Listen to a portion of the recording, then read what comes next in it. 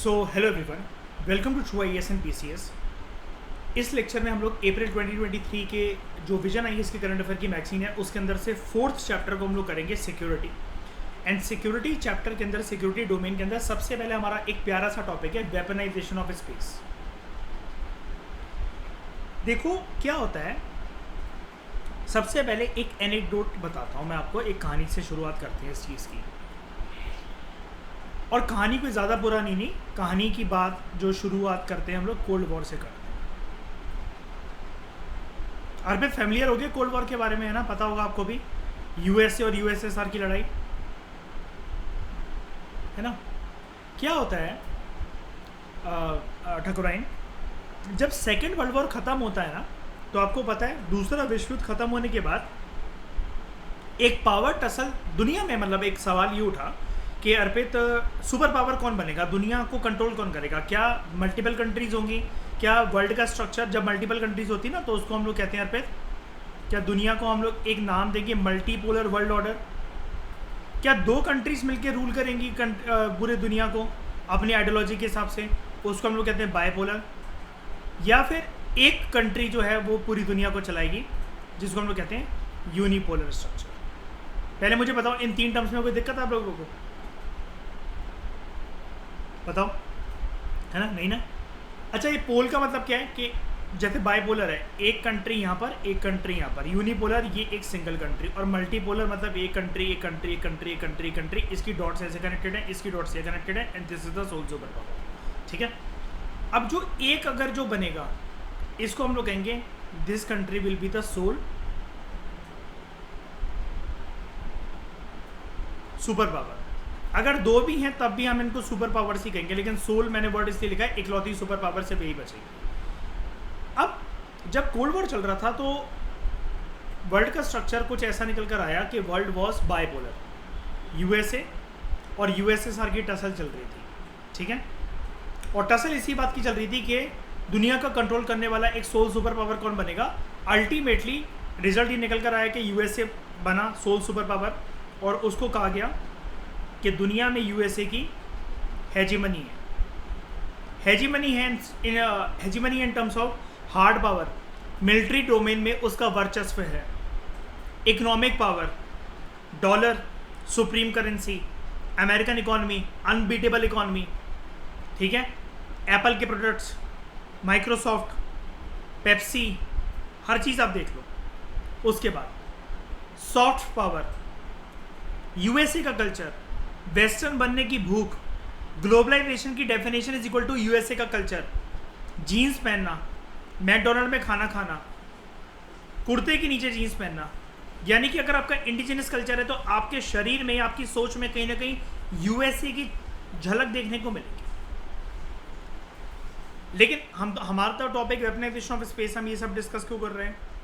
वो इसलिए कर रहे हैं क्योंकि कोल्ड वॉर के टाइम पर जब ये पावर टसल होती थी तो बेसिकली अगर किसी को, किसी भी पावर को, इन दोनों की बात कर लो US और USSR को, अगर बाप बनना है दूसरे का तो डेफिनेटली वॉरफेयर लड़ना पड़ेगा, लड़ाइयाँ करनी पड़ेंगी। और लड़ाइयों में एक अहम योगदान होता है वेपन्स का और मिलिट्री का। अब लड़ाइयाँ बेसिकली कुछ इस प्रकार से चली 1960 के दशक के बाद से, 1960s के बाद से, कि ज़मीन की लड़ाइयाँ, हवा की लड़ाइयाँ और पानी की लड़ाइयाँ ये काफ़ी नहीं थी कि अब लड़ाई का जो एक स्टेटस था और एक जो नेचर था, अब वो आउटर स्पेस तक भी फैल गया। और यहीं से हमारा टॉपिक स्टार्ट होता है, वेपनाइजेशन ऑफ स्पेस। सबसे पहले जानते हैं ये न्यूज़ में क्यों था, और उसके बाद मैं इस कोल्ड वॉर की कहानी को कंटिन्यू करूंगा अभी थोड़ी देर में। Recently chief of defence staff ने वेपनाइजेशन ऑफ स्पेस के बारे में बोला at Indian defence space symposium. सबसे पहले तो चीफ ऑफ डिफेंस स्टाफ ने बोला, और जो कॉन्फ्रेंस थी उसका नाम था Indian defence space symposium. Symposium का मतलब दोस्तों कुछ नहीं होता, it is a kind of conference और meeting to discuss a particular subject. ठीक है? कॉन्फ्रेंस या मीटिंग को ही कहते हैं सिंपोजियम। ठीक है? अब देख रहे हो, चीफ ऑफ डिफेंस स्टाफ ने पॉइंट आउट करा वेपनाइजेशन ऑफ स्पेस के बारे में। मुझे आपसे एक बात जाननी है, क्या chief of defence staff CDS की जो पोस्ट है कॉन्स्टिट्यूशनल पोस्ट है क्या?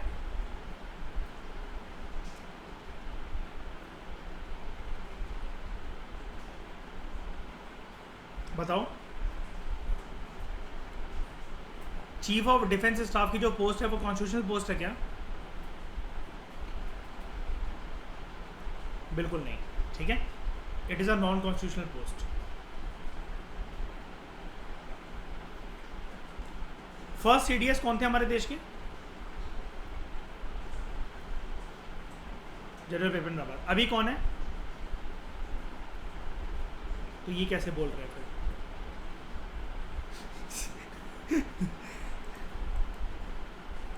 बना दिए गए होंगे।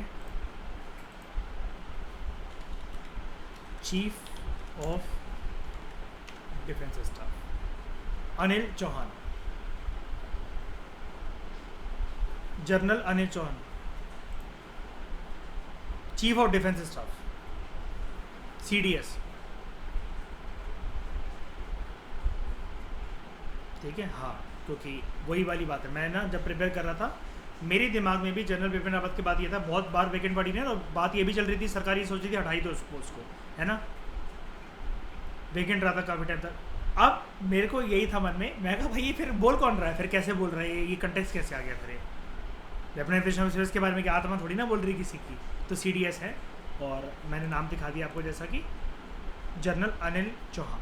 तो यानी कि अब वेकेंट नहीं है। बहुत सारे एग्जाम्स में 2 साल से क्वेश्चन आ रहा था वेकेंट वेकेंट, और वो तब ठीक था वो ऑप्शन, अब नहीं होगा ये, ठीक है, ये देख लिया आपने। उसके बाद ये जो इन्होंने वेपनाइजेशन ऑफ स्पेस के बारे में बोला, वो बोला इंडिया डिफेंस स्पेस सिंपोजियम में ना। ये कॉन्फ्रेंस क्या होती है? इस कॉन्फ्रेंस को आयोजित करता है इंडियन स्पेस एसोसिएशन, किसके साथ मिलकर? डीआरडीओ के साथ मिलकर, ठीक है। इंडियन डिफेंस स्पेस सिंपोजियम ये एक डिस्कशन का पार्ट है। डिस्कशन का मतलब होता है डेलिब्रेशन का मतलब होता है डीप तरीके से डिस्कस करना। Mission defence space. अब ये सारी चीज़ें आपकी मर्ज ना हो जाएं, सबसे पहले हम दिमाग को पॉज करके राइट साइड पे चलते हैं और इन 2 बक्सों को पढ़ते हैं, क्योंकि ये कॉन्फ्रेंस कौन आयोजित करवाता है, इसके साथ मिलकर करवाता है, ये इसका पार्ट है। ये बहुत सारे लेवल्स हैं, बहुत सारी लेयर्स हैं, इसको 1 मिनट के लिए भूल जाओ, ठीक है। ये अभी हमारे किसी काम का नहीं है। हमें सबसे पहले इसको जानने से पहले 2 चीज़ों के बारे में जानना पड़ेगा। एक, Indian space association, very important stuff. ये एक एपेक्स, अब एक मजाक देखना, एपेक्स मतलब सबसे टॉप की एक ये बॉडी है, और मजाक देखना कैसी body, non profit industry body. दोनों वर्ड साथ में लिख रखे हैं श्रेया, देख रहे हो, नॉन प्रॉफिट भी और इंडस्ट्री भी, ठीक है। ये जो एक्सक्लूसिवली काम करती है towards successful exploration, collaboration and development of private and public space industry in India. यानी कि कुल मिलाकर इसका काम क्या है? स्पेस सेक्टर के अंदर श्रेया पी मॉडल को क्रिएट करना, पब्लिक प्राइवेट पार्टनरशिप को क्रिएट करना। ये मतलब है ना, एक शब्द में अगर मैं वाइंड अप कर दूं उसको, तो ये एक नॉन प्रॉफिट इंडस्ट्री बॉडी है जो कि स्पेस सेक्टर के अंदर पीपीपी मॉडल को अच्छे से आयोजित करने की कोशिश करती है। मेरा खेल खत्म, है ना। उसके बाद ऑब्जेक्टिव्स इसके क्या है? पॉलिसी स्टेबिलिटी और एस ऑफ डूइंग बिजनेस को क्या कहते हैं, प्रमोट करना। एंड डोंट वरी, ये सारी की सारी जो बातें हो रही है स्पेस की डोमेन में हो रही है, तो ऐसा मत सोचना ये कोई जूते चप्पल या कुछ और बनाने के लिए यहाँ पर बोला जा रहा है, नहीं, सारी बातें स्पेस से एसोसिएटेड। एंड ये स्पेस जो है, आपके मन में आया होगा ये कौन सी स्पेस की बात हो रही है सर? आउटर स्पेस की क्या? अर्थ के बाहर की क्या? ये वही आर्टिकल है क्या? हाँ जी, यहाँ पर सारी बातें अर्थ के बाहर की हो रही हैं, सेलेस्टियल बॉडीज़ की, सोलर सिस्टम की हो रही हैं, सारी की सारी बातें। उसके बाद इनकरेज करना और प्रमोट करना सारी स्पेस डोमेन एक्टिविटीज़ को, जैसे communication, design, manufacture, launch, operate and research and development करना। बाहर कोई भी अगर ऑब्जेक्ट या कोई भी मिसाइल या रॉकेट लॉन्चर अगर हम भेजते हैं, या सैटेलाइट वगैरह कोई वर्क कर रही है, इंटरनेशनल स्पेस स्टेशन वगैरह भी अगर कल को इंडिया अपना बना लेता है तो, क्योंकि इंडिया की बॉडी है, ये मत भूल जाना। उसके बाद अगर जो अभी इंटरनेशनल स्पेस स्टेशन चल रहा है वहाँ पर इंडियन एस्ट्रोनॉट जाना चाहते हैं, या फिर बाहर की किसी कंट्री ने कुछ इस आउटर स्पेस में कुछ भेज रखा है, तो उनको प्रमोट करना, उनके साथ कोलैबोरेट करना और इंटरनेशनल पार्टनरशिप करना, ताकि हम दूसरी कंट्रीज़ की बनाई हुई ऐसी आउटर स्पेस की चीज़ें यूज़ कर सकें। इसने अभी तक क्या क्या इनिशिएटिव्स लिए हैं इस इंडियन स्पेस एसोसिएशन वाली बॉडी ने? एक, इसने इंडिया स्पेस कॉन्क्लेव ये जो आयोजित करवाता है, एंड दूसरा इसने इंडियन डिफेंस स्पेस सिंपोजियम जो है, कॉन्फ्रेंस जो है, मीटिंग, इसको आयोजित करवाता है। यानी कि अभी इसके इनिशिएटिव्स ना चर्चा और डिस्कशन के इर्द गिर्द ही घूम रहे हैं, देख रहे हो श्रेया? कनक्लेव, सिंपोजियम, दोनों का मतलब क्या होता है? मीटिंग और वो करवाना, रिसर्च एंड डेवलपमेंट की बातें करना, है ना। अभी ये सिर्फ प्लानिंग के स्टेज पर है अभी ये, ओके।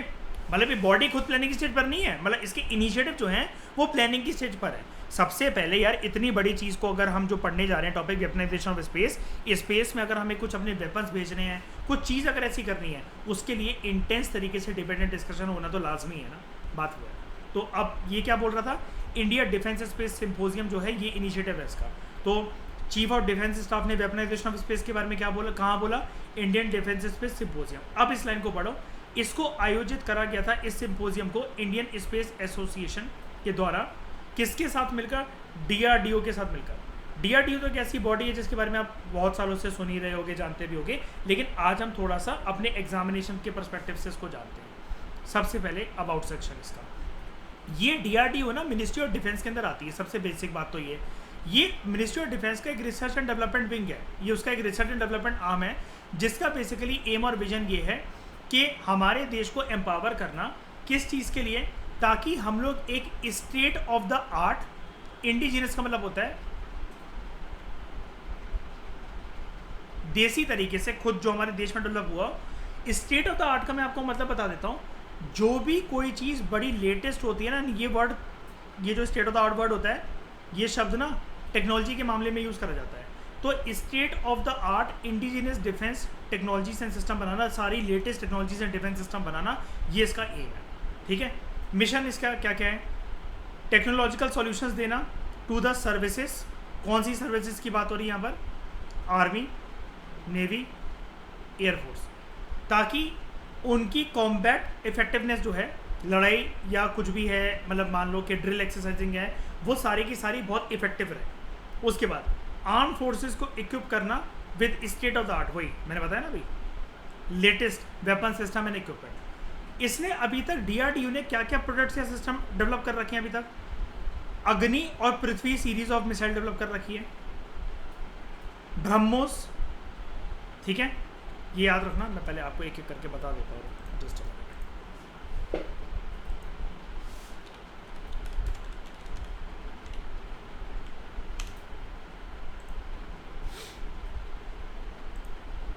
अग्नि मिसाइल, फिर क्या बोल रहा था? पृथ्वी,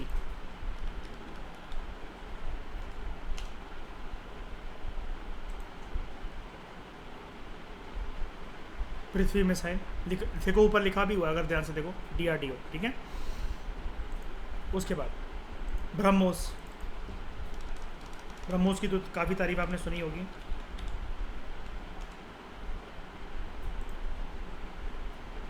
26 जनवरी पे भी ये दिखाई जाती है। उसके बाद लाइट कॉम्बैट एयरक्राफ्ट, याद रखना ये लाइट कॉम्बैट एयरक्राफ्ट का नाम बता रखा है हमें तेजस, यानी कि अगर हमसे कोई पूछे तेजस क्या हमारे देश में, वो एक डीआरडीओ के द्वारा डेवलप करा हुआ लाइट कॉम्बैट एयरक्राफ्ट है। मतलब लड़ाई झगड़े में काफ़ी ज़्यादा फुर्तीली तरीके से भागेगा, हैवी प्लेन नहीं है ज़्यादा, मतलब डिफेंस के मामले में। यह है तेजस।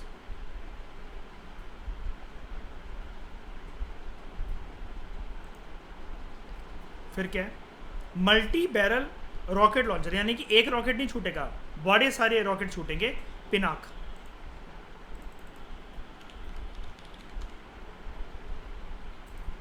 ये देखो एक नहीं है ना, मल्टी बैरल है ना, ये देखो, एक इसको दिखा देता हूँ, ये क्लियर हो जाएगा ना। है मल्टी बैरल, एक तो नहीं छूटेगा। कितनी दिख रही है? 3, 6, 9, 12। उसके बाद एयर डिफेंस सिस्टम आकाश, ये एयर डिफेंस सिस्टम है हमारा।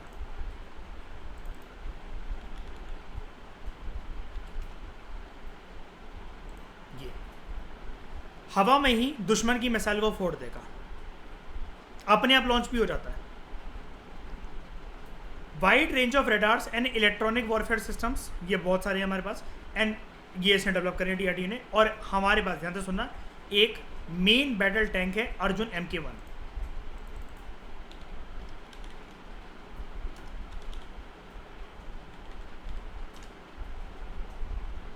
ये हमारा मेन बैटल टैंक है। सारे टैंक एक जैसे ही दिखते हैं वैसे, उसमें यार क्या ही बताऊँ मैं आपको। ये रहा, देखो रुक ना, ये देखो, ठीक है।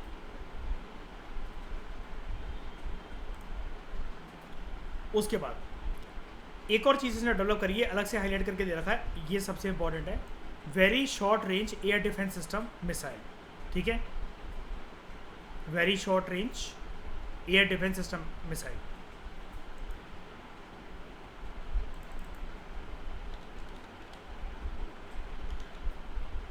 वीशोरैड मिसाइल कहते हैं इसे।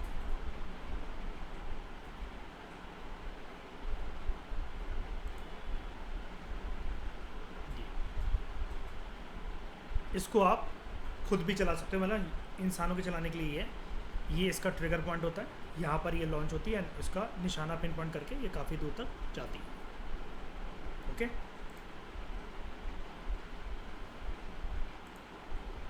इतना क्लियर हो गया। मैंने ये फ़ोटोज़ क्यों दिखाई यहाँ पर, अभी कोई मतलब बनता नहीं था। अगर एक्चुअली अगर आप जानो हमारे जीएस पेपर 3 को, उसका नाम है साइंस एंड टेक्नोलॉजी।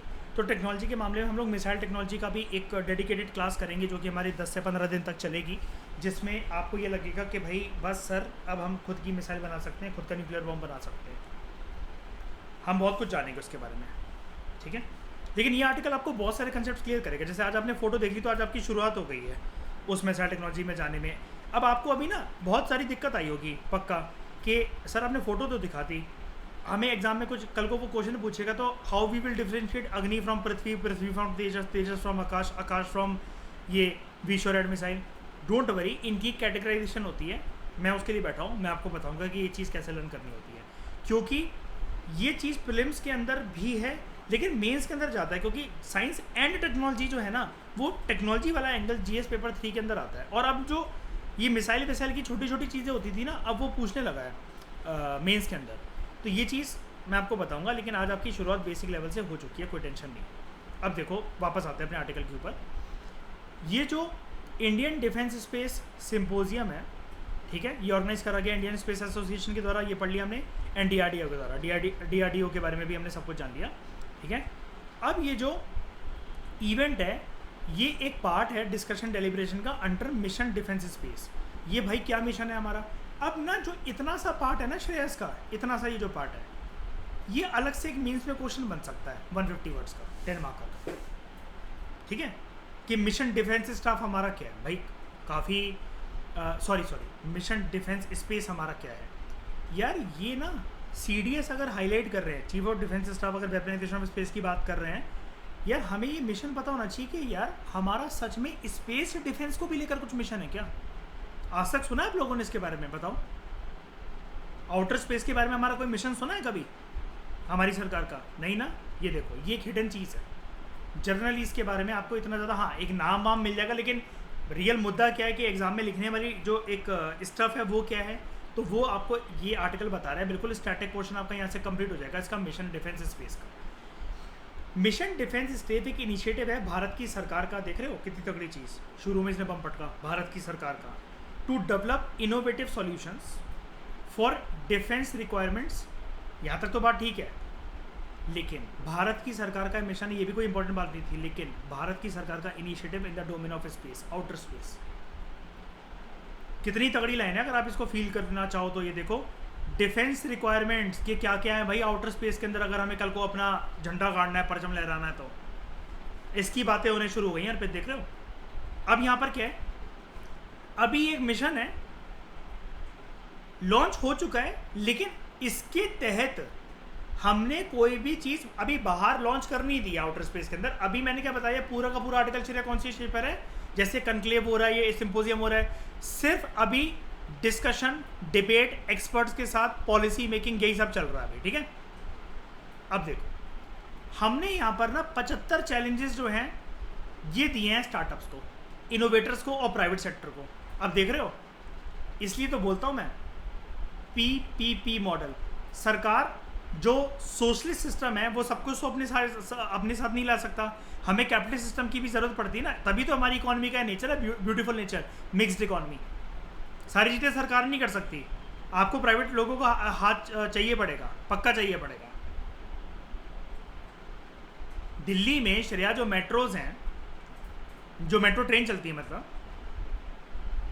अब अगर मिनिस्ट्री ऑफ रेलवेज भी अगर प्राइवेट सेक्टर का हाथ पकड़ ले तो व्यवस्था अच्छी नहीं हो जाए?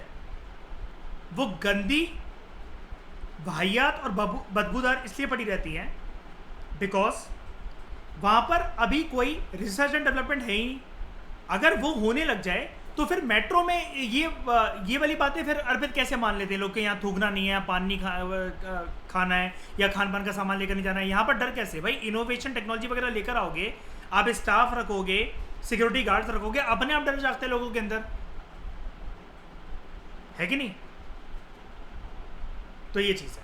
तो it involves opening 75 challenges for startups, innovators in private sector, ताकि वो एक सॉल्यूशन प्रोवाइड कर सके। किसके लिए? आउटर स्पेस में भारत अगर कल को कुछ करना चाहता है तो दो फ्रंट्स पे और दोनों साथ में होना चाहिए, ऑफेंसिव कैपेबिलिटीज और डिफेंसिव कैपेबिलिटीज। ये ऑफेंसिव का मतलब क्या होता है? अटैकिंग वाली, आप अटैक भी कर सकें और अपने आप को डिफेंड भी कर सकें। आउटर स्पेस के अंदर अगर कल को कुछ कंट्रीज के बीच में कुछ आनाकानी अगर हो गई तो ये जो चैलेंजेस हैं 75 चैलेंजेस, मतलब अभी इनके सामने ना ये चैलेंजेस हमने पुट कर रखे हैं। बताओ अगर फलानी कंट्री ने ऐसा कर दिया तो हम क्या करेंगे, अगर उसने ये वाला स्टेप ले लिया तो हम क्या करेंगे, अगर ऐसा हो गया तो हमें क्या करना चाहिए। ठीक है, ये जो चैलेंजेस हैं these have been categorised into existing department of defence production के इनिशिएटिव्स में इनको मर्ज करा गया है। हमारा डिपार्टमेंट है, department of defence production, ministry of defence के अंतर्गत आता है ये। इसके कुछ इनिशिएटिव्स हैं like innovations for defence excellence scheme, iDEX scheme कहते हैं इसको, make one scheme and make two scheme. कुल मिलाकर हमें जो भी चीज़ें बनानी है ना, देखो डिफेंस एक्सीलेंस में महारत चाहिए, मेक वन मेक टू वो हम बाद में पढ़ेंगे क्या होता है मेक वन मेक टू वगैरह ये सब चीज़ें। लेकिन बस एक चीज़ रखना, मैंने कहाँ लिखा था वो देसी वर्ड कहाँ लिखा था मैंने, हाँ ये, हमें कोई भी चीज़ जो बनानी है ना वो इंडिजिनियस ही बनानी है। अब हमें रिलाई नहीं करना दूसरे कंट्रीज पे। जैसे इंडिया सबसे ज़्यादा आर्म्स हथियार कहाँ से मंगवाता है? रशिया। अच्छी बात है मंगवाता है, दोस्ती यारी अच्छी है, लेकिन क्या मैं ये कह सकता हूँ कि डिपेंडेंसी तो है फिर भी इंडिया की, और डिपेंडेंसी अच्छी चीज़ नहीं होती है। बहुत सारी गल्फ कंट्रीज़ के साथ अर्पित हमारे अच्छे रिश्ते रहते हैं, लेकिन जब वहाँ पर गल्फ वॉर जैसी परिस्थितियाँ छिड़ती हैं तो वो बेचारे चाहकर भी दोस्ती नहीं निभा पाते, क्योंकि वो खुद की उलझनों में उलझे रहते हैं। किसी के घर के अंदर अगर बर्तन खटक रहे हो, कलेश चल रही हो, गृह कलेश चल रही हो, तो वो दूसरे घर को क्या ही करेगा बताओ, है ना? ये चीज़ है। अब देखो हमें सारी बातें ठकुराइन श्रेया अभी तक यहाँ पर पता लग गई, लेकिन एक टर्म हमें जाननी पड़ेगी, है ना, कंसेप्ट कि वेपनाइजेशन ऑफ स्पेस क्या होता है। अब यहाँ पर मैं थोड़ा सा हायर स्टैंडर्ड पर आपको लेकर जाऊँगा। वेपनाइजेशन ऑफ स्पेस के अलावा मैं आपको एक और चीज़ बताऊँगा ताकि आप एग्जाम में ना शब्दों में हेरा फेरी ना कर दो। मिलिटराइजेशन ऑफ स्पेस, देखते हैं इसको। वेपनाइजेशन ऑफ स्पेस, सबसे पहले इसकी बात अगर हम लोग करें, हमें स्पेस, इसका मतलब ये होता है इट एंटेल्स, एंटेल्स का मतलब होता है बेसिकली इट नेसेसिटेट्स या फिर इट रिक्वायर्स, है ना, इसका मतलब ये होता है हमें वेपन्स जो हैं वो आउटर स्पेस में डालने हैं। इवन सेलेस्टियल बॉडीज पे हम भेज सकते हैं। अब सेलेस्टियल बॉडी क्या होती है? अर्थ के अलावा जो भी आउटर स्पेस के अंदर कोई भी चीज़ घूम रही है वो सेलेस्टियल बॉडी है। कोई भी चीज़, दूसरे प्लेनेट हो गए, एस्टेरॉइड हो गए, मीटरॉइड हो गए, कॉमेट्स हो गया, स्टार्स हो गए, कुछ भी हो गया, सन हो गया, मून हो गया, ये सब कुछ सेलेस्टियल बॉडी है। अच्छा, जो अर्थ के इर्द गिर्द जो चक्कर लगाती है अर्थ की नेचुरल सैटेलाइट, वो क्या नाम है उसका?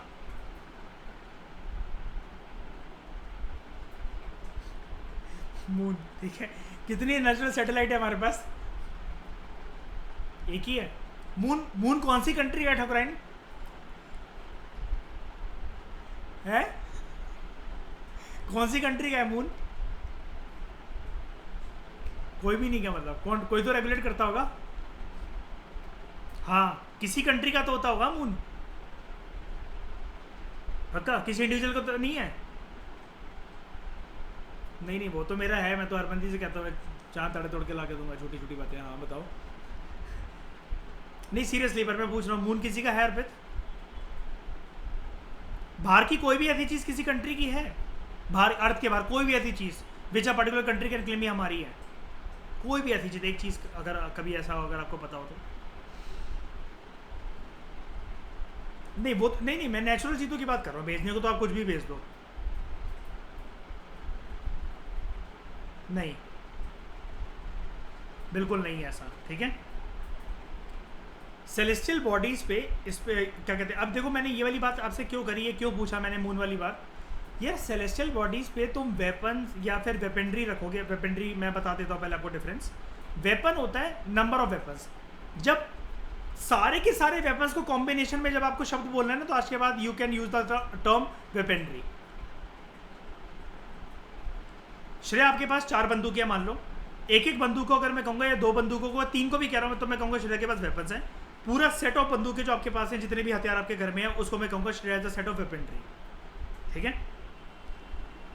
यहाँ पर क्या है, ऐसे वेपन्स को डिप्लॉय करना है। वेपनाइजेशन ऑफ स्पेस का मतलब ये होता है, करना है का मतलब ये नहीं कि करना ही है, इसका कंसेप्ट का ये मतलब होता है date can travel across space. देख रहे हो, मतलब वेपन्स भी इतने खतरनाक अर्पित होने चाहिए कि वह स्पेस में इधर से उधर जा सके, एज वेल एज अर्थ से आप उनको भेज सको ताकि वो आउटर स्पेस के अंदर टारगेट्स को डिस्ट्रॉय कर सके। अभी मैं इसके बारे में बताऊंगा। अर्थ से आउटर स्पेस में जाएगा ही क्यों कोई वेपन, किसको डिस्ट्रॉय करना है भाई, वहां कौन दुश्मन बैठा हुआ है। कंट्रीज की अगर भेड़प होगी श्रेया, तो चाइना या अमेरिका का वॉर होगा या इंडिया का किसी से भेड़प हो गई अगर, तो वो तो यहीं से यहीं एक दूसरे की तरफ वो भेज देंगे ना मिसाइल वगैरह। तो आउटर स्पेस में जाकर हमें किसको तबाह करना है। हाँ बताने दो यार, सस्पेंस तो कमीना, ठीक है। It may include the deployment of full range of space weapons. Full range of space weapons अभी कौन कौन से हो सकते हैं, satellite based system for ballistic missile defence BMD, space based anti satellite asset weapons, and a variety of space to earth weapons, यानी कि जो स्पेस से अर्थ तक, अर्थ से स्पेस तक जा सके, इसको हम लोग कहते हैं स्ट्यू वेपन्स, शॉर्ट में स्पेस टू अर्थ वेपन्स, ठीक है। अब जो वेपनाइजेशन ऑफ स्पेस है, इसके 2 सबसेट्स कंसेप्ट और होते हैं। एक होता है, इसका मकसद यही तो है ना कुल मिलाकर ठकुराइन, स्पेस के ऊपर कंट्रोल पाना। और अब एक नई चीज भी शुरू हो गई है, स्पेस के अंदर अपनी एक सेपरेट फोर्स बनाना, जैसे आपकी आर्मी, नेवी और मिलिट्री फोर्सेस होती हैं। आप कहोगे ऐसा कभी किसी कंट्री ने करा भी है, अभी हम देखेंगे इस आर्टिकल में आगे। और ये जो ऊपर की देखो ना, जमीन, पानी और हवा की लड़ाइयां अर्पित क्या कम थी कि स्पेस के अंदर भी मतलब लड़ाइयां होने लग गई। लेकिन इसका मकसद तो यही है ना, जैसे कोल्ड वॉर के अंदर जो हेजिमन बनने की जो लड़ाइयां चल रही थी, अब ये हेजिमन तो अर्थ के अंदर है ना। यूएसए को जो हेजिमनी का स्टेटस मिल रखा है श्रेया, वो तो अर्थ में है ना। आउटर स्पेस का भी एक बेसिकली अब एक कंसेप्ट आ गया कि स्पेस को कंट्रोल कौन करेगा, ठीक है। अब देखो, weaponisation of space and militarisation of space, ये टर्म्स कभी कभार इंटरचेंजेबली यूज कर लिए जाते हैं। अब वेपनाइजेशन ऑफ स्पेस आपने जान लिया क्या होता है, कि हमें आउटर स्पेस के अंदर कुछ ऐसे वेपन्स भेजने हैं जो कि full range of space weapons हो, और ये डिसाइड कर सके वो कि स्पेस के अंदर कंट्रोल किसका होगा, या फिर स्पेस फोर्स की अगर जरूरत है तो उसको भी स्टेशन करा जा सके आउटर स्पेस के अंदर। और सेलेस्टियल बॉडीज में आप या जहां पर मतलब कुल मिलाकर अर्थ से अगर आप कहीं पर भी अपने वेपन्स को डिप्लॉय करो, ये है वेपनाइजेशन ऑफ स्पेस। तो what is militarisation of space and how is it different from the concept of weaponisation of space.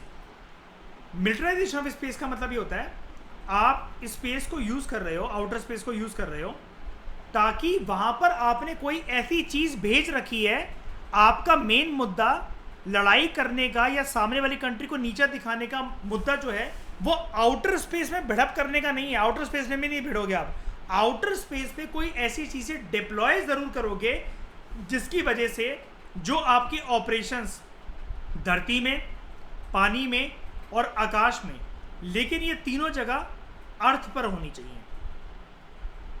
अर्थ की धरती, अर्थ का पानी, अर्थ का आकाश, यहां पर आपके जो भी मिलिट्री ऑपरेशंस हैं वो इजी हो जाएं, आपको अपडेटेड इंफॉर्मेशन मिल जाए। इसलिए आपने आउटर स्पेस में कोई एक ऐसी चीज भेज दी है जो कि नीचे का पूरा एरियल व्यू आपको दे देगा। एंड इसके लिए भाई एक ही चीज होती है कुल मिलाकर, सैटेलाइट, है ना।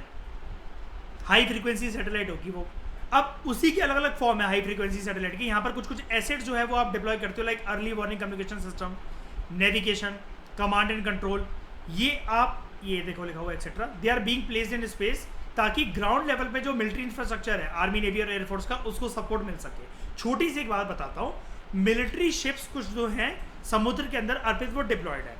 ऊपर से इंफॉर्मेशन मिली कि मून, सन और अर्थ एक रेंज के अंदर आ गए हैं, प्लीज बी वेयर, टाइड्स आ सकती हैं और खतरनाक वाली आ सकती हैं।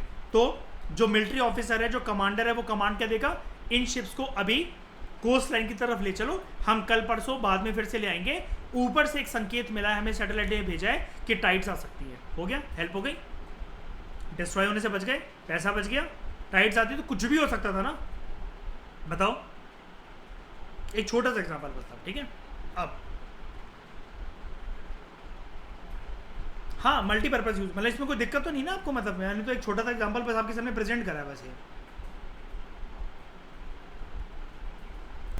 अब what are the factors behind weaponisation of space, ये तिगड़म आउटर स्पेस के अंदर चली क्यों रहा है? सबसे बड़ी बात, स्पेस एसिड्स को प्रोटेक्ट करना। आप कहोगे क्या नॉनसेंस है ये हेडिंग ही क्या नॉनसेंस है। स्पेस के एसिड्स को प्रोटेक्ट करना, अगर एसिड्स को प्रोटेक्ट करना है तो ये मिसाइलें वगैरह क्यों भेजी जा रही हैं फिर यार? देखो, आप अच्छे हो इसका मतलब ये थोड़ी ना कि दुनिया पूरी की पूरी अच्छी हो गई, सारी कंट्रीज अच्छी हो गई, आपकी कंट्री अगर अच्छी है तो। कभी कभार क्या होता है, एक चीज़ बताता हूँ रियल की, चाइना की हरकतें। ठकुराइन, यूएसए ने एक बारी अपनी सैटेलाइट, रियल की बात बता रहा हूँ और बहुत बार ऐसा होता है, बस एक बार के लिए समझो, आपको पूरी कहानी क्लियर हो जाएगी। तो ठकुराइन क्या हुआ, यूएसए ने एक बारी अपनी बहुत हाई क्वालिटी की पूरा तिगड़म लगा के 5 साल से मेहनत करी हुई एक सैटेलाइट अपनी भेजी, ठीक है। फिर वो सारी इंफॉर्मेशन देती थी, अर्थ के लोअर अर्थ ऑर्बिट के अंदर वो घूमती थी। चाइना ने एक मिसाइल छोड़ दिया, शटैक करके अर्पित वो उस सैटेलाइट पे लगा, एंड पूरी सैटेलाइट आउटर स्पेस के अंदर चकनाचूर होके छोटे छोटे, हमारे जितनी घड़ी में जितना शीशा लगा रहता है उतने छोटे छोटे टुकड़ों में बिखर गई, एंड उसका डेब्रिस घूमने लगा। अब यूएसए ने गुस्सा करा उसके ऊपर, कहता है आई एम एक्सट्रीमली सॉरी, हम मिसाइल कहीं और भेज रहे थे आउटर स्पेस के अंदर टेस्टिंग करने के लिए, गलती से वो उस, और तुम्हारी सैटेलाइट निकल रही थी उस ऑर्बिट में, मतलब ऐसे करके, ये मान लो एक ऐसी होती है ना सैटेलाइट, हमने ये मिसाइल छोड़ी, हमें लगा था जब तक तुम्हारी सैटेलाइट यहाँ पर नहीं आ पाएगी, लेकिन ये ऐसे करके जब तक ये आ रही थी तब तक तुम्हारी सैटेलाइट के साथ भिड़ गई और ये फट गई। I am extremely sorry. दूसरी इसने हरकत ये दिखाई, यूरोपियन कंट्रीज़ की, यूरोपियन यूनियन की, अगेन एक सैटेलाइट डिप्लॉयड थी, इसकी सैटेलाइट इसने जब लॉन्च करा, उसको रॉकेट से ही लॉन्च करते हैं, इसने लॉन्च करा, इसने जैसे ही इसको लॉन्च करा तो वो सैटेलाइट छूटते ही खुली, जैसे अर्थ लोअर अर्थ ऑर्बिट के अंदर जाकर वो इसकी सैटेलाइट से जाकर भिड़ गई, चाइना की सैटेलाइट, एंड दोनों टकरा गई। चाइना कहता हमारा भी तो नुकसान हो गया, मतलब आर्ग्यूमेंट देखो, मतलब सामने वाले का नुकसान कर दिया, आप कह रहे हो हमारा भी तो नुकसान हो गया, आप भागते भागते मेरी तरफ आ रहे हो, हम दोनों के सर टकरा गए, मैं जमीन पे धड़ाम करके गिर पड़ा, चिड़ियाँ घूम रही है मेरे आसपास सर के ऊपर, आप कह रहे हो कोई बात नहीं, मैं भी तो गिरी हूँ, मैं भी तो गिरा हूँ। अब यहाँ पर ये हरकतें समझ गए कि कोई कंट्री जो है सैटेलाइट भेज रही है किसी पर्पज से, भाई कोई भी पर्पज हो सकता है ना, आउटर स्पेस किसी के बाप का तो है नहीं। अभी तो ये आपने चीज़ मुझे इंट्रोडक्शन में आप लोगों ने बता दी मुझे, है ना, कि सर जी वो किसी के बाप का नहीं, वो तो सबका कॉमन है, मून, सेलेस्टियल बॉडी, सारी की सारी सबका कॉमन है। तो ये जो अर्थ का जो ऑर्बिट है यार, यहाँ पर कम से कम प्रोटेक्ट करने का काम तो आएगा, to safeguard satellites in space against other countries. Anti satellite missile जो है या स्पेस बेस्ड जो वेपन्स है कम से कम काम आएंगे, and for this countries are taking the path of weaponisation of space. समझ गए? अब आप कहोगे, अभी भी आपके दिमाग में डाउट होगा हल्का सा कि सर अगर उन्होंने ठान ही लिया, अगर वो 4D देगा तो हम कैसे कर सकते हैं? यार अभी मैंने आपको क्या बताया था DRDO के, उसमें मैंने बताया था ना, ये डिफेंस सिस्टम आकाश अपने आप ही छूट जाता है, इनकमिंग मिसाइल को फोड़ देता है। अगर हमें पता लग गया कि हमारी सैटेलाइट की तरफ कोई जा रहा है तो ये बॉडीगार्ड बन के फटाफट से लॉन्च हो जाएगा वहाँ पर, है कि नहीं श्रेया? बचा लेगा ये उसको, हमारी सैटेलाइट को। अगर कोई भी सैटेलाइट या रॉकेट से क्या कहते हैं टकराने वाला होगा, ये सैटेलाइट है, हमारी सैटेलाइट घूम रही है, चाइना ने यहाँ से रॉकेट छोड़ा और हमें दिख रहा है बदमाशी है कुल मिलाकर, यहाँ पर हमारा रॉकेट डिप्लॉयड है ऑलरेडी, या कोई सिस्टम हमारा डिप्लॉयड है, फटाफट से अगर इसके हल्का सा भी इधर उधर गया इसकी ट्रेजेक्ट्री में आकर इसके पाथ में आकर इसको फोड़ देगा ये। एंड हम कहते हैं कि हमने बचाया अपनी सैटेलाइट को। भाई तुम्हारा यहाँ पर आता हमारी सैटेलाइट का नुकसान नहीं हो जाता। ये है स्पेस एसेट्स को प्रोटेक्ट करने वाली बात। हम तो ये कहेंगे ना, तब ना तो तुम पैसे दोगे हमें और ना तो तुम ये कहोगे कि तुम तो बस सॉरी कह के रह जाओगे। और कूड़ा घूमेगा वो अलग घूमेगा लोअर अर्थ ऑर्बिट के अंदर, ये चीज है। उसके बाद कॉम्बैट कैपेबिलिटीज को एनहेंस करना। स्पेस बेस्ड जो एसेट्स होते हैं like satellite surveillance, communication system, navigation technologies, ठीक है, ये लैंड पे, सी पर और एयर पर, जो धरती पर जो ऑपरेशंस होते हैं उनमें बहुत हेल्प कर सकते हैं उनकी कैपेबिलिटीज को एनहेंस करने के लिए। फिर हम एक क्रूशियल डिसीजन ले सकते हैं मॉडर्न वॉरफेयर या फिर स्ट्रेटेजिक प्लानिंग करने का। समझ गए? उसके पास आउटर स्पेस जियोपॉलिटिक्स, बड़ी सारी जो कंट्रीज हैं, चाइना, रशिया और यूएसए, अब ये ना चौथे डायमेंशन ऑफ वॉरफेयर पे फोकस करने लगी हैं। तो अभी तक 3 डायमेंशन कौन से हैं वॉरफेयर के? कौन से 3 dimension? Very good, air, land and water. चौथा क्या आ गया? स्पेस। ये चीज याद रखना, ठीक है? ये वाला पॉइंट आप लिख सकते हो, मेंस में आपको बहुत प्यारे नंबर मिलेंगे। जो रेवलरी है यूएसए और चाइना के बीच में, अब ना यूएसए और रशिया के बीच में रेवलरी नहीं रही। मैंने आपको एक चीज़ बताई थी मयूर, आपको याद होगा जब हम कोल्ड वॉर का वो कंटेम्प्रेरी वर्ल्ड पॉलिटिक्स वाला वो सीरीज कर रहे थे कि अब कोल्ड वॉर 2.0 चल रहा है हिडन तरीके से। Now it is not the rivalry between USA and Russia, it is the rivalry in contemporary times is between USA and China, ठीक है? अरबे टर्म सुनी होगी ना आपने लॉकडाउन से पहले, ट्रेड वॉर्स, है ना? ये चीज़ है क्योंकि चाइना पूरे दुनिया में कब्जा करके बैठा हुआ है मैन्युफैक्चरिंग हब बन के, यूएसए को इससे खुंदक मस्ती है ना, तो ट्रेड वॉर चलते हैं। तो rivalry between USA and China for super power status आ गई ना, वो वाली बात है। पहले किसके बीच में वो होता था ये यूएस और यूएसएसआर के बीच में। चाइना जो है उसने सक्सेसफुली एसेट टेस्ट कंडक्ट करा था 2007 में, और इसकी वजह से सिक्योरिटी कंसर्न्स बढ़ गए थे इंडिया के भी। अभी मैंने आपको बताया ना एसेट टेस्ट क्या था, ऐसी आउटर स्पेस के अंदर जाके सैटेलाइट्स को फोड़ देना, जैसा कि उसने यूरोपियन यूनियन के साथ करा, अमेरिका के साथ करा। अच्छा, अब ना हम ये जानते हैं तो दूसरी कंट्रीज का सिनेरियो है, हमारे देश में कुछ ताकत है क्या एसेट वगैरह करने की, या फिर आउटर स्पेस के अंदर हमने कुछ तिगड़म हासिल करी है क्या, या फिर हम सब ये चर्चा ही वगैरह ये जो सिंपोजियम और जो कनक्लेव है सिर्फ यही करते रहे हैं? नहीं। 2019 के अंदर इंडिया ने एक अहम कदम उठाया। साल 2019 में India join the league of USA, Russia and China. अच्छा, ज्वाइन करने का मतलब ये होता है ठाकुर, ऐसा नहीं है कि इनके साथ कोई पैटी एग्रीमेंट बनानी, मतलब जैसे कहते नहीं है कि आपने एक फरारी ली, अर्पित ने एक फरारी ली, श्रेया ने एक फरारी ली, मयूर ने ली, अब मेरे पास भी है तो I have joined your Ferrari league. मतलब अब आप चारों के पास थी, मैं अभी तक खड़ा होकर देखता रहता था, अब मेरे पास भी है तो अब मैं भी फरारी वाला हूँ। ये चीज़ है कि अब इंडिया भी ये एसेट मिसाइल वाला बन गया था कंट्री साल 2019 में। और देखो इंडिया की तारीफ क्यों नहीं होनी चाहिए वर्ल्ड लेवल पर, इंडिया चौथी कंट्री बना, और इंडिया के पास जबकि स्टेटस के इंडिया डेवलपिंग कंट्री है, तो उसने एसेट मिसाइल टेस्ट कंडक्ट करा एक मिशन के अंतर्गत, नाम था इसका मिशन शक्ति। ये चीज़ याद रखना, श्रेया अलग से क्वेश्चन बन सकता है मिशन शक्ति का, कि मिशन शक्ति किसके लिए था। स्टेटमेंट पूरी की पूरी यहीं पर बन सकती है, पूरी की पूरी। 2019 में था, लॉन्च करा गया था क्या anti satellite missile test India का, क्या मिशन शक्ति का पार्ट है? और मिशन शक्ति के सक्सेसफुल ऑपरेशन के बाद क्या इंडिया ने यूएसए, रशिया और चाइना की लीग को ज्वाइन कर लिया है as a 4th country to conduct anti satellite missile test? और ये भी आ सकता है कि इंडिया 3rd कंट्री है या फिर 5th कंट्री है। नहीं जी, ना 3rd है ना 5th है, 4th है। पहले यूएसए ने करा था, फिर रशिया ने करा था, फिर चाइना ने करा था, अब दुनिया में इंडिया ने करा है साल 2019। क्लियर हुआ यहाँ तक? पहले बताओ फिर मैं आगे बढ़ूँ। सर के ऊपर से तो नहीं जा रही है चीजें? पक्का टेक्निकल तो नहीं हो रहा है ये लेक्चर? आगे एक और चीज़ है कि जो एग्जिस्टिंग टेक्नोलॉजीज है ना वो काफ़ी इनसफिशिएंट है। अभी हम ट्रीटीज़ के बारे में कुछ पढ़ेंगे। आउटर स्पेस को रेगुलेट करने के लिए पूरी दुनिया की अलग अलग कंट्रीज आई थी एक कॉमन प्लेटफॉर्म पे, और उन्होंने ट्रीटी साइन करी थी।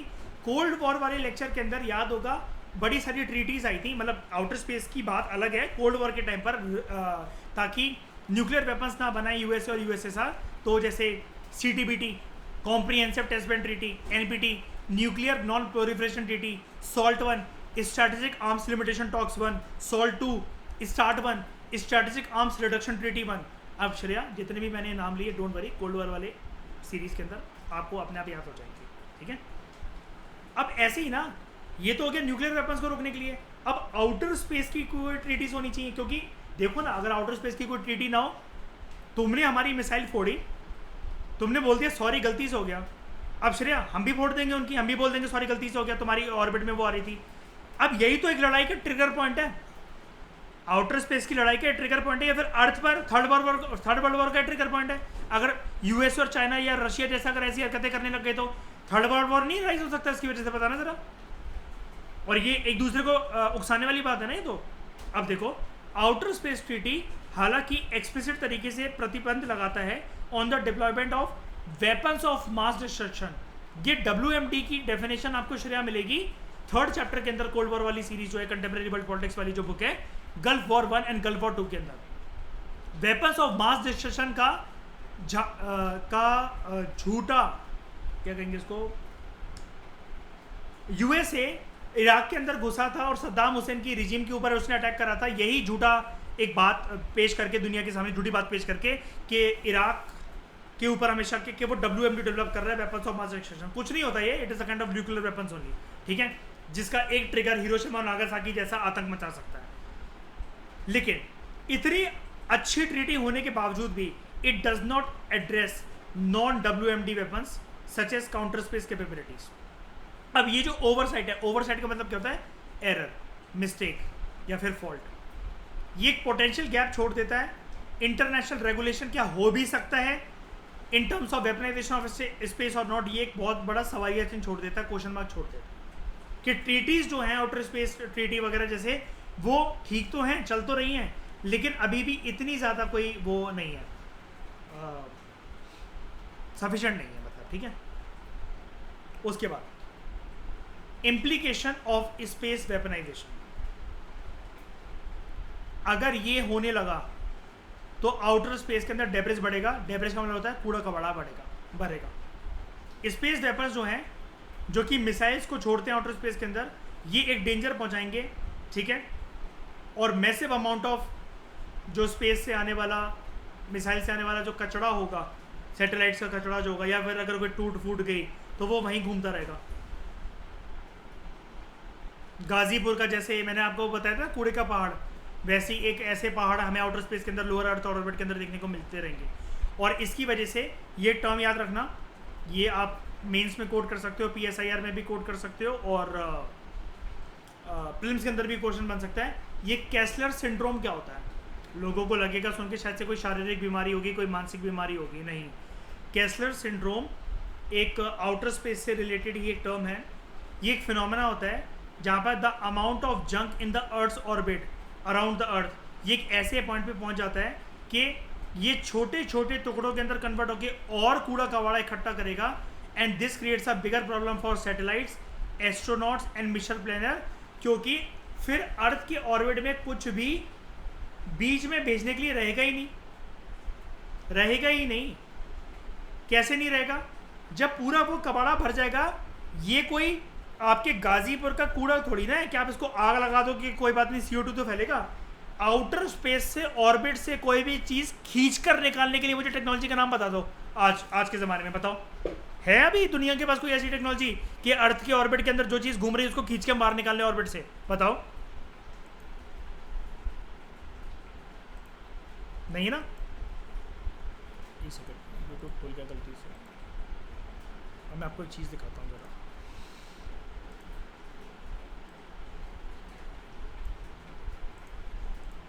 देखना, आपको जो डेब्रिस वाली बात जो जाननी है ना, अभी देख लो कितना साफ है हमारा ऑर्बिट।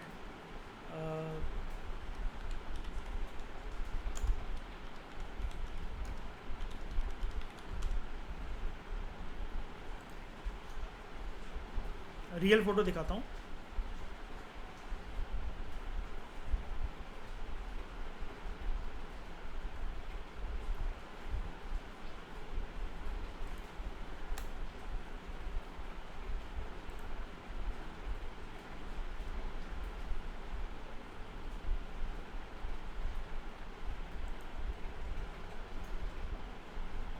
ये देखो,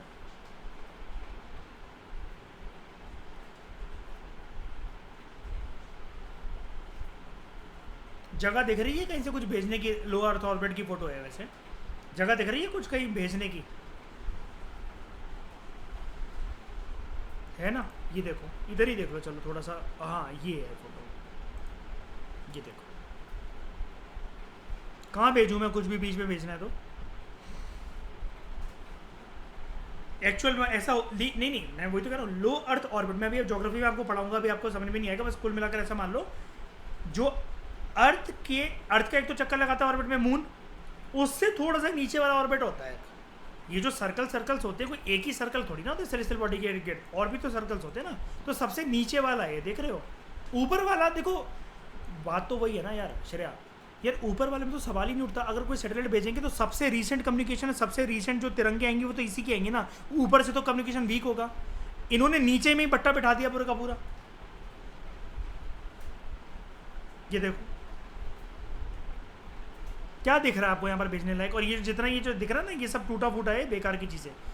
चलो ठीक है, ये घूम रहा है यहाँ पर, इसको बाहर निकालने का कोई तरीका बताओ, बताओ। ये डंडा घूम रहा है अर्पित लोहे का, ठीक है, छतरी घूम रही है, बताओ कैसे खींचे इसको? ऐसा कुछ नहीं आया, लेकिन फिर भी दिख रहा है कितना हौच पौच है ये पूरा का पूरा सिस्टम, देख रहे हो?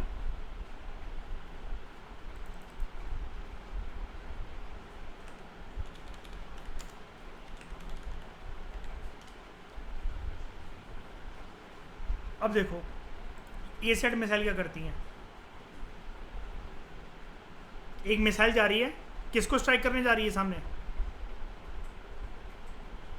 सैटेलाइट को। नाम क्या है इसका? Anti satellite missile. इंसान अपने एक नया खतरा मोल रहे हैं कि नहीं मोल रहे, बताओ? क्योंकि देखो टेक्नोलॉजी हो निकालने की, खींचने की, तब तो कुछ भी करो। अभी ऐसा कुछ है ही नहीं। हाँ श्रेया को तो कुछ पूछ रहे तुम?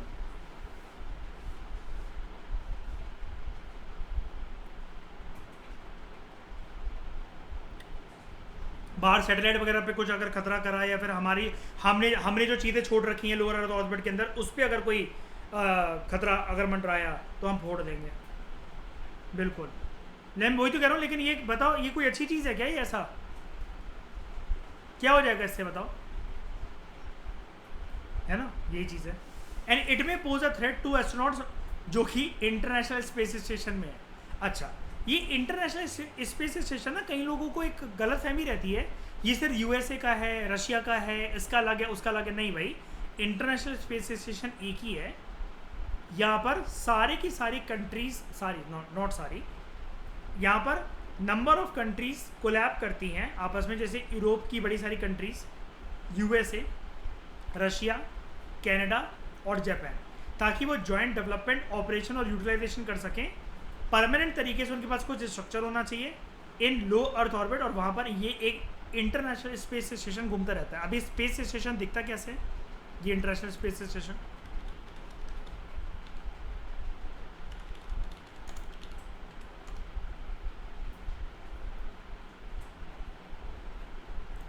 ये सैटेलाइट ही दिख रही है ना ये, लेकिन ये आप मान लो कि बहुत दूर से ली हुई फोटो है।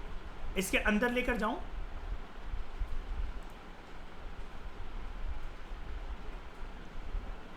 तो पूरे का पूरा सिस्टम। एंड आप लोगों को आई थिंक मैंने एक बार वीडियो भी दिखाई थी यार, वो ब्रश होता है, पानी वो घूम रहा है, उसके बबल्स वगैरह, इन्होंने ब्रश में लिया उसको, पानी को, है ना, दिखाया था आई थिंक आप लोगों को कहीं ना कहीं मैंने वो वीडियो, है ना? यही है, जिम होता है यहाँ पर, ये लोग जिम करती हैं। हाँ ये रहा, आगे आगे ट्रेडमिल। और एक बंदा अभी 500 दिन से ज़्यादा रह लिया था, अभी एक एस्ट्रोनॉट था, वो अर्थ पे आया ना श्रेया, तो वो चलना भूल गया। 40 डेज तक उसको पकड़ पकड़ के चलाया गया। हाँ वो चल ही नहीं पा रहा था, वो जैसे छोटा बच्चा जैसे वो करता है ना उसके, फिर डॉक्टर ने टेस्ट करा, शायद से घुटनों का कोई फ्लूइड तो नहीं चला गया, जैसे बुढ़ापे में जैसे हो जाता है वो जाता है। अभी भी वो जॉगिंग नहीं कर पा रहा है, 1 साल हो गया उसको, अभी चल रहा है नॉर्मल अभी वो। अब अगला हम लोग पढ़ रहे हैं, डोंट वरी, इम्प्लीकेशंस, भूलना मत मेरे टॉपिक को, implications of space weaponization. Narrowing already scarce radio frequencies and orbital slots. Orbital slot मतलब क्या, ये फोटो दिखाना इसलिए इंपॉर्टेंट था, आपको ऑर्बिट के अंदर कोई अपना स्लॉट दिख रहा था? कल को हमें कोई यूनिक चीज़ भेजनी हो, कोई सैटेलाइट भेजनी हो, जगह दिख रही है कहीं पे? कोई रिजर्वेशन या कोई बुकिंग है, कोई जगह, कोई सीट अवेलेबल है बीच में? नहीं, बहुत मुश्किल है। और इसकी वजह से क्या होता है, आसपास इतनी सारी सैटेलाइट जो मंडरा रही है ना, रेडियो फ्रीक्वेंसीज बहुत वीक पड़ जाती है। और जहां अर्थ पे बारिश होती है, सारे के सारे बादल जब बन जाते हैं अपर एटमॉस्फेयर में, तो फिर भूल ही जाओ कि रेडियो फ्रीक्वेंसीज उन बादलों को चीर कर अर्थ तक आ सके। इस वजह से हमारा वाईफाई, हमारा मोबाइल डेटा और टाटा स्काई जैसे कनेक्शंस हमारे अर्थ पे आज तक काम नहीं करते हैं। और इधर हमारी कंट्री की दिक्कत नहीं है, मतलब अब इनके जो भी नाम होते हैं अलग अलग कंट्रीज़ के अंदर, मोबाइल डेटा वगैरह जो भी होता है ये, और ये फिर जो टीवी वगैरह के जो, ये अच्छी अच्छी कंट्रीज़ में काम नहीं करते हैं। बात वही है ना, ये वही वाली बात हो गई।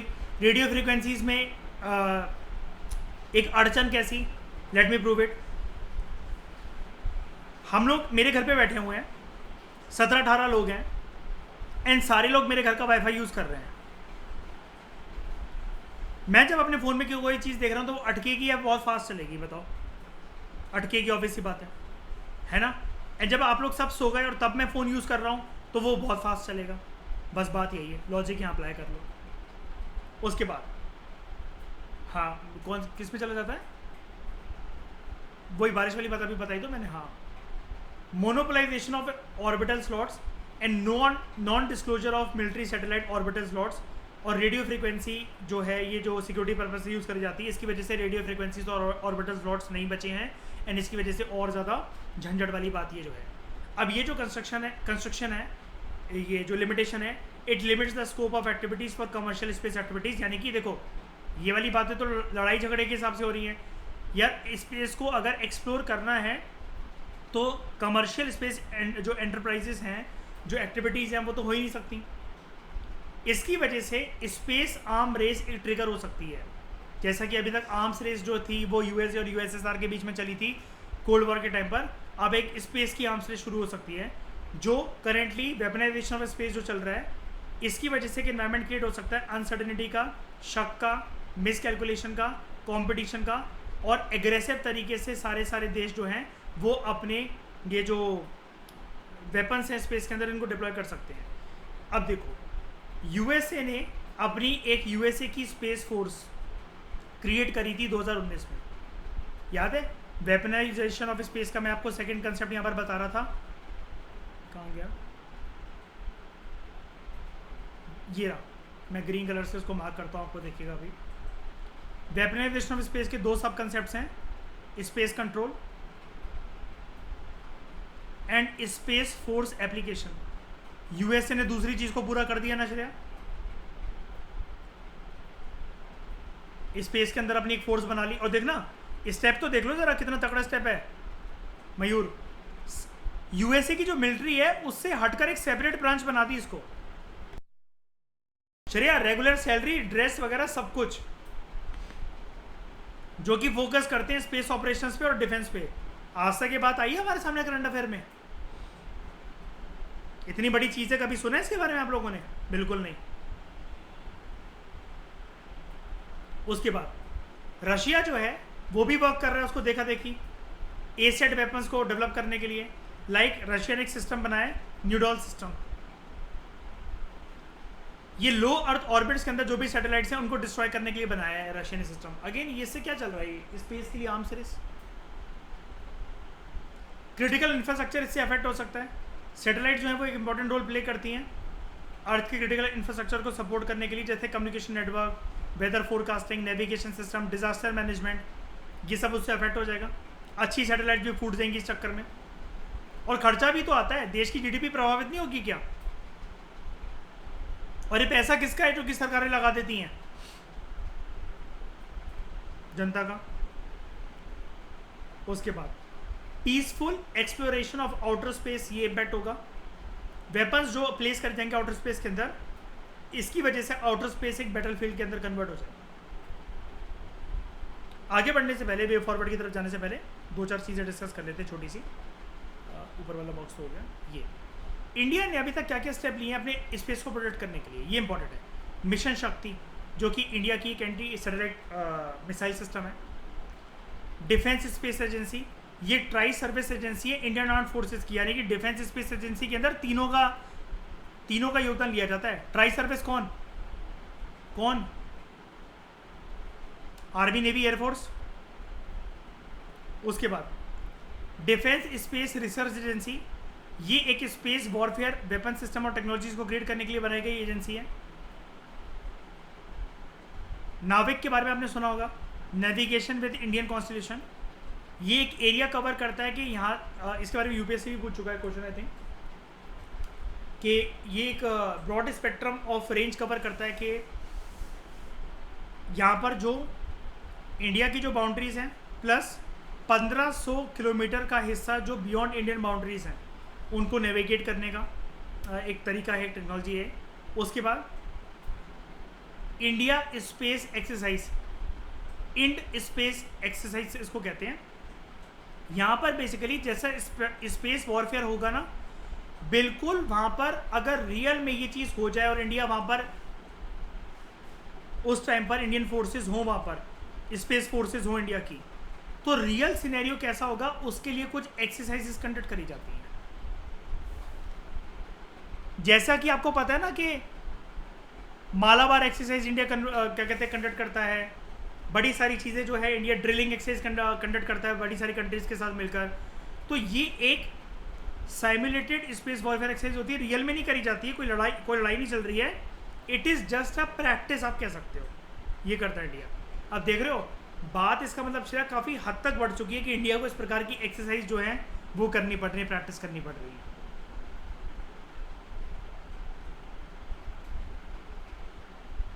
ठीक है। उसके बाद global effort to control weaponization, outer space treaty आई थी 1967 में, इससे पहले एक और आई थी, पहले वो पढ़ा देता हूँ। पार्शियल टेस्ट बैन ट्रीटी, ये एक ऐसी ट्रीटी थी जिससे न्यूक्लियर वेपन्स को बैन करा गया कि आप एटमॉस्फेयर में इनको नहीं भेज सकते, आउटर स्पेस के अंदर नहीं और पानी के अंदर नहीं। और 1967 में आती है इसके 4 साल बाद आउटर स्पेस ट्रीटी, जो कि बैन करती है कि आप वेपन्स और मास डिस्ट्रक्शन को आउटर स्पेस में नहीं भेज सकते, मिलिट्री एक्टिविटीज़ जो हैं सेलेस्टियल बॉडीज़ के ऊपर नहीं होनी चाहिए। एंड यहाँ पर कुछ लीगली बाइंडिंग रूल्स जो हैं वो कवर करे गए थे इस ट्रीटीज़ के अंदर। देख रहे हो लीगली बाइंडिंग है ये, कि पीसफुल तरीके से आपको एक्सप्लोर करना है तो करो, और आउटर स्पेस को पीसफुल तरीके से यूज़ करना है तो करो, एग्रेसिव तरीके से नहीं। अब ये देख रहे हो 1967 और 1963 60s का ये जो एरा है, ये दोनों ट्रीटीज आई थी कोल्ड वॉर पॉलिटिक्स के टाइम पर। उसके बाद Paris, prevention of outer space arms race, वही सेम चीज़ है कि आप स्पेस को पीसफुल पर्पसेस के लिए यूज़ कर सकते हो, आर्म्स रेस अवॉइड करो। एंड दूसरी क्या है, सीनो रशियन, ये सीनो वर्ड कब आता है? सीनो किसके लिए वर्ड यूज हो रखा है? China, very good, China. और कभी कभार ना ऐसे भी लिखा जाता है इसको सीनो रूसो, तो याद रखना वो रशिया होता है। जैसे हम लोग कहते हैं ना सीनो इंडियन इंडो सीनो वॉर, ठीक है, इंडिया और चाइना का जो 1962 का जो वॉर था। सीनो रशियन प्रपोजल एक आया था, मतलब चाइना और रशिया ने जॉइंट प्रपोजल दिया था, प्रपोजल का नाम था PPWT, prevention of placement of weapons in outer space and thread. European space agency का एक नाम है, सिर्फ नाम है इसका कोड और कुछ भी नहीं। और USA का एक है आर्टेमिस अकॉर्ड, ये फोकस करता है प्रिवेंटिंग स्पेस आर्म्स रेस। यार ये सब चीज़ें ना, मैं आपको ये नहीं बोल सकता हल्की इनको ऊपर ऊपर से देख लो। यार USA की एक डिफेंस सिस्टम के बारे में UPSC ने साल 2018 में पूछ लिया था, जिसका इंडिया से दूर दूर तक कुछ लेना देना नहीं था, दूर दूर तक हिंदुस्तान की उसमें इन्वॉल्वमेंट नहीं थी, ना ही वो हिंदुस्तान से जुड़ा हुआ कोई करंट अफेयर था, लेकिन फिर भी USA ने पूछ लिया था। हाँ क्वेश्चन था, यस, थर्ड, ये कौन सी कंट्री का है ये पूछा था उसने, थर्ड मिसाइल डिफेंस सिस्टम ऐसा कुछ करके क्वेश्चन था, 2018 का प्रिंस का क्वेश्चन है। तो यार ये जो आर्टेमिस अकॉर्ड है ना, ये जो कोड है PPWT है, इसके बारे में आ सकता है, कैसलर सिंड्रोम आ सकता है। लास्ट में जाकर हम कुछ वे फॉरवर्ड जानते हैं। To prevent weaponization of space, हमें स्पेस को ट्रीट करना है as global common. Global common जैसा कि मैंने आपको बताया भी था और ये हमने बहुत अच्छे से डिस्कस कर रखा है कंटेम्प्रेरी वर्ल्ड पॉलिटिक्स वाली बुक के अंदर। एंटार्क्टिका कॉन्टिनेंट की कंट्री है, कौन रेगुलेट करता है एंटार्क्टिका को? सबका है वो। ग्लोबल कॉमन्स और क्या क्या होते हैं एंटार्क्टिका के अलावा?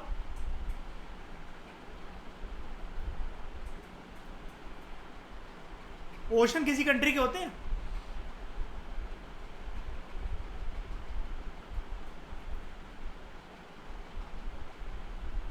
एटमॉस्फेयर किसी कंट्री का होता है?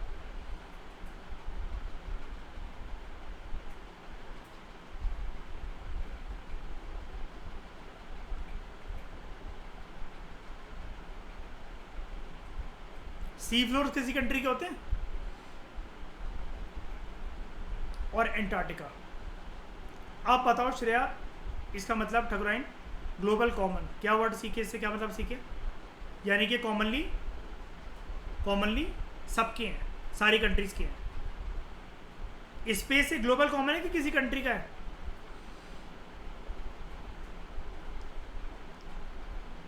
ठीक है। It emphasizes the importance of using space as the global common similar to Antarctica.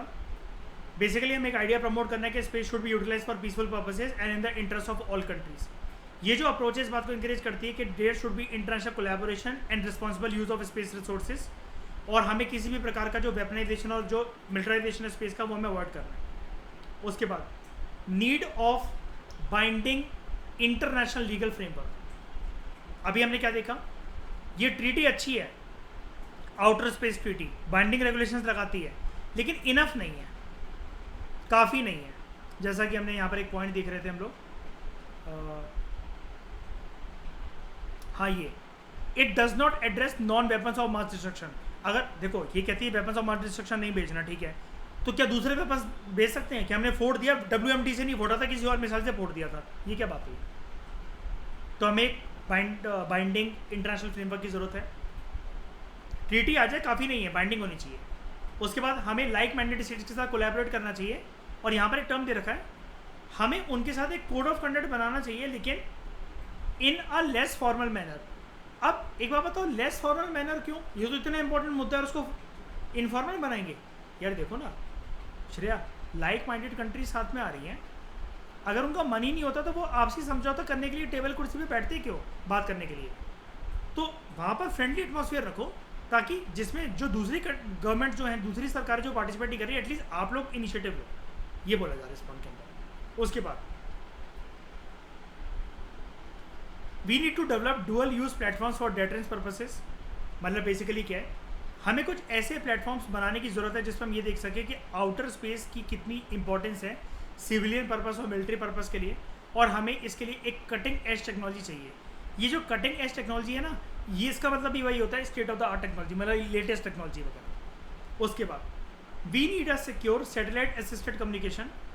हमें एक जो सैटेलाइट के द्वारा अर्थ पर जो भी कम्युनिकेशन नेटवर्क हमारा होता है, जैसा कि नेविगेशन हो गया, या फिर इंटरनेट हो गया, टीवी चलना हो गया, हमारा नेटवर्क्स हो गए, इनकी सिक्योरिटी जो है हमें देखनी पड़ेगी। और इसके लिए एक नई चीज़ आ गई है कि हमें ना कम्युनिकेशन जो है अर्थ के ऊपर उसको सिक्योर करना चाहिए एटॉमिक और सब एटॉमिक लेवल पर, by using a new form of science, quantum physics और उससे जुड़े लॉस। अभी बताता हूँ थोड़ी देर के अंदर क्वांटम फिजिक्स क्या होता है, पूरा नहीं बताऊँगा। हमें इस क्वांटम फिजिक्स के टॉपिक को करने के लिए from the perspective of GS paper 3 कम से कम 4 से 7 दिन लगेंगे, वो मैं बाद में बताऊंगा कभी फ्यूचर में। लेकिन अभी आज मैं इतना आपको बता दूंगा कि आपको क्वांटम फिजिक्स का मतलब समझ में आ जाएगा। उसके बाद space based intelligence, surveillance and reconnaissance. अब ये रिकॉनेसेंस का मतलब क्या होता है? रिकॉनेसेंस का बेसिकली मतलब होता है military observation of a region, अपने एनिमी को लोकेट करने के लिए। और छोटा सा इसका वैसे मतलब होता है, वैसे तो मिलिट्री टर्म होती है, सर्वे या फिर ऑब्जर्वेशन करना, ठीक है। ये एक प्रोग्राम है ISR, space based ISR capabilities जो हैं ये किसी भी कंट्री के द्वारा डिप्लॉय करी जा सकती है डेडिकेटेड टीम बनाकर, स्पेशलाइज इक्विपमेंट को यूज़ करके, ताकि इफेक्टिव तरीके से इंटेलिजेंस गैदरिंग हो सके और एनालिसिस हो सके आउटर स्पेस का। ऊपर हमें एक वे फॉरवर्ड के अंदर एक चीज़ बताई जा रही थी कि हम लोग सैटेलाइट असिस्टेड कम्युनिकेशन को और अच्छा बेटर कर सकते हैं, नेविगेशन को, नेटवर्किंग को, इंटरनेट की फैसिलिटीज़ को, इन सारी चीज़ों को क्वांटम फिजिक्स को यूज़ करके। क्वांटम फिजिक्स, सबसे बड़ी बात तो मैं आपको बता दूं, this is a study of matter and energy. ठीक है, मैटर और एनर्जी की स्टडी हमें यहां पर करनी पड़ती है at most fundamental level, at most basic level basically.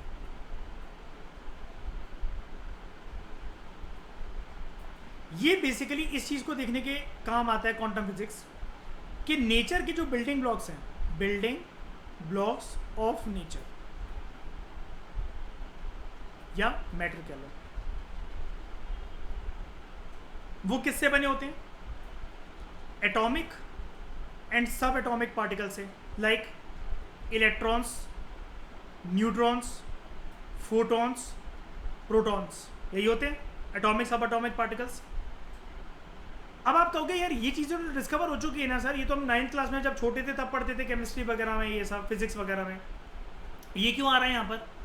ये इसलिए आ रहा है अभी भी इनके बीच में कैसा रिलेशन बनकर एक क्या नई एनर्जी उत्पन्न हो सकती है, इसको इंसानों ने अभी पूरी तरीके से पढ़ा नहीं है। यानी कि फॉर एग्जाम्पल बस एक चीज़ पेश कर रहा हूँ मैं आपके आगे, क्या होगा अगर हम 2 इलेक्ट्रॉन के पार्टिकल को अगर हम रिएक्शन करवाएं उसकी प्रोटॉन के पार्टिकल के साथ, हम लोग 3 फोटोन के पार्टिकल्स की रिएक्शन करवाएं 2 इलेक्ट्रॉन के पार्टिकल के साथ और 3 न्यूट्रॉन के पार्टिकल के साथ, इससे कौन कौन सी नई प्रकार की एनर्जी उत्पन्न हो सकती है?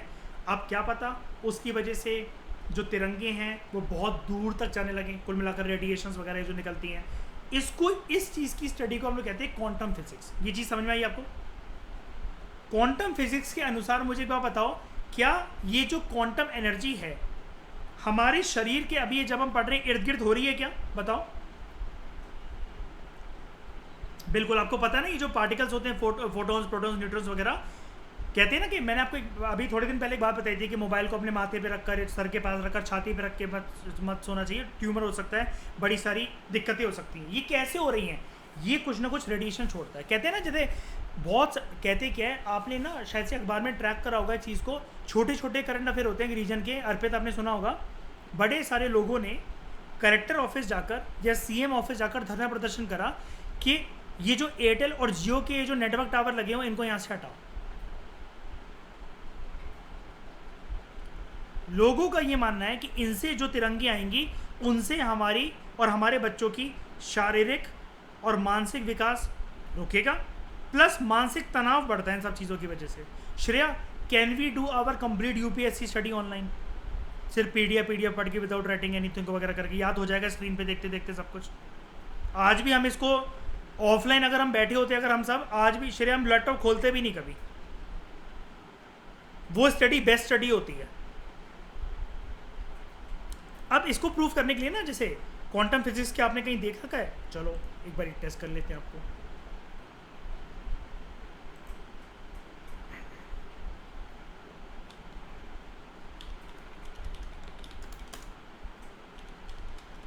Spiderman 2 doctor octopus.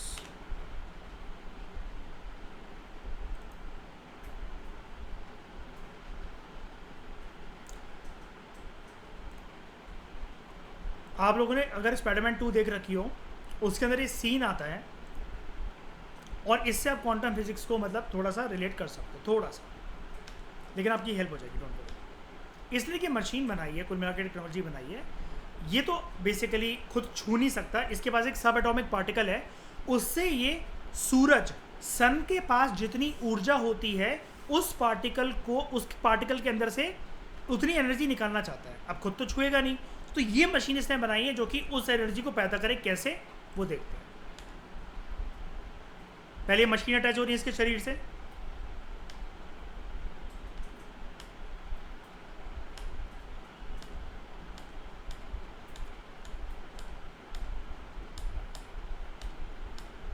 यहां पर होगा वो एक्सपेरिमेंट।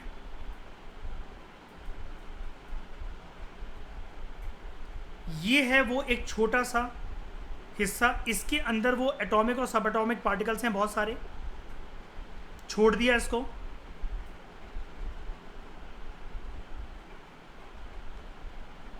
अब ये रिएक्ट करना स्टार्ट कर रहा है, एनर्जी बनाएगा। अभी मैंने को क्या पढ़ाया, quantum physics is all about the study of matter and energy. ये मैटर है इसके पास, अब इससे एनर्जी बनाने का सोच रहा है।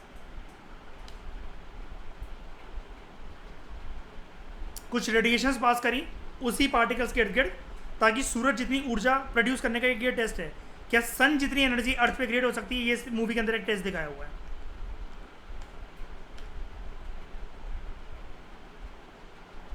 सूरज जैसा गोला स्नेक बना लिया, और आप कहोगे फिर ये सब कुछ पिघल क्यों नहीं रहा? इसकी एनर्जी को कंट्रोल करना he is a kind of quantum physics.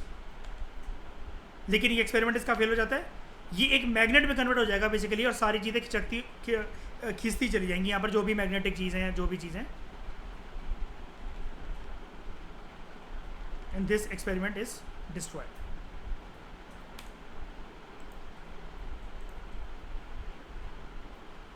इस डिस्कशन में दोस्तों फिलहाल इतना ही। Thank you very much for discussion.